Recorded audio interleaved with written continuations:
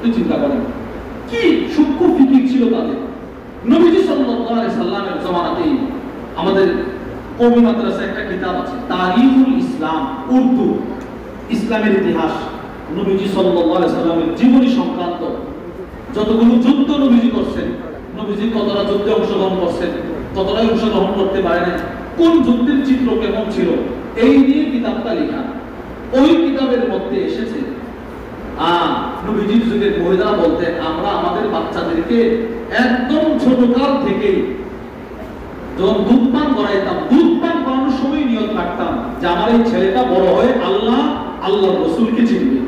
আর নবী যুগের মহিলারা ছোট কাল থেকে বাচ্চাদেরকে দুধ পান করাইতো এই নিয়তে যে আমার এই সন্তানটা আল্লাহকে চিনবে, আল্লাহর রাসূলকে চিনবে।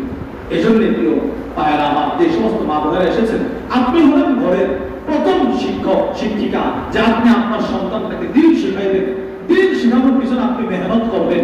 শাইখুল হাদিস জাকারিয়া রাহিমাহুল্লাহ বলেন, কোন ঘরের একজন মহিলা যদি নিজের সন্তানকে ইসলামের শিক্ষা দেয়, তো ওই ছেলেটা ওই মেয়েটা ভবিষ্যতে লাইন থেকে সে বিচ্যুত হবে না। বহুদূর গেলেও সে মায়ের কাছ থেকে বাবার কাছ থেকে দূরে থাকলেও ওই মেয়েটা ওই ছেলেটা দ্বীনের উপরে থাকবে, ইসলামের উপরে থাকবে।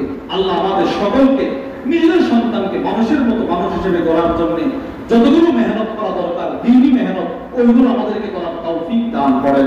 এখন আমাদের সামনে আমাদের সকলের প্রিয় ব্যক্তিত্ব হযরত মাওলানা মুফতি আনিসুর রহমান আশরাফি হাফিজাহুল্লাহ হুজুর ইনশাআল্লাহ এখন আমাদের খুবই গুরুত্বপূর্ণ নসিহত শোনাবেন।